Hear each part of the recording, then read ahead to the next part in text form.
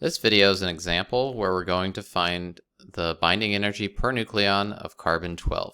First thing we need to do to find the binding energy per nucleon of carbon-12 is to find the mass of the nucleus of carbon-12.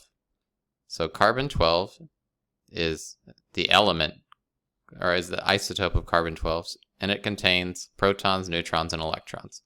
So what we're going to do first is we are going to subtract out the electrons. So carbon-12 has an atomic mass of 12 AMU, and so I'm going to multiply it by U. And then I'm going to subtract the rest mass of my electrons, 0.0005486 U, times 6 electrons, gives me 11.9967 AMU. Okay, notice that I've done everything in terms of U. That'll help me when I finish to convert into binding energy. So once again, what I did was I took the mass of a carbon-12 atom, I subtracted the mass of its 6 electrons to get the mass of a carbon-12 nucleus. A lot of questions will start with the nuclear mass, so you don't need to do this step. So make sure whether you're given the atomic mass or the nuclear mass will tell you whether you need to subtract the electrons. Next thing I need to do is find the mass defect.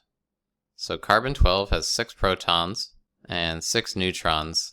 And these 6 protons and 6 neutrons have a greater mass individually than they do when they're combined into a carbon-12 nucleus. And that difference is going to be our binding energy. Or that difference in mass is going to be related to our binding energy.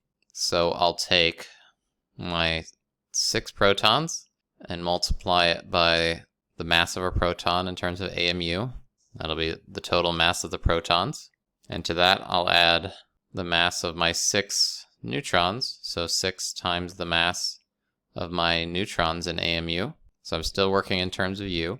Okay, so that's my protons plus my neutrons, and I'm going to subtract from the protons plus the neutrons the mass of our carbon-12 nucleus. So the difference between these two values is our mass defect.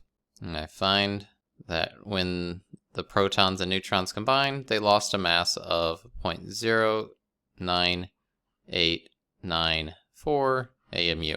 Okay, so that AMU, that mass defect, was converted to energy when these 6 protons and 6 neutrons combined, and that energy is the equivalent of our binding energy.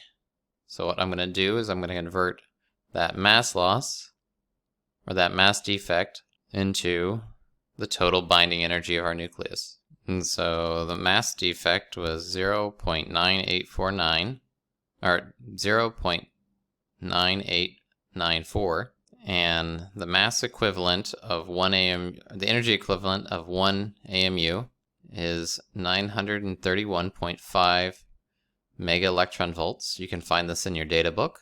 So this is the energy equivalent of 1 AMU, and so since I've been working in AMU the whole time, all I need to do is multiply our mass defect, which is in AMU, times the energy equivalent in AMU to give us 92.2 mega electron volts. Okay? So the energy lost, or the mass loss, is equivalent to 92.2 mega electron volts.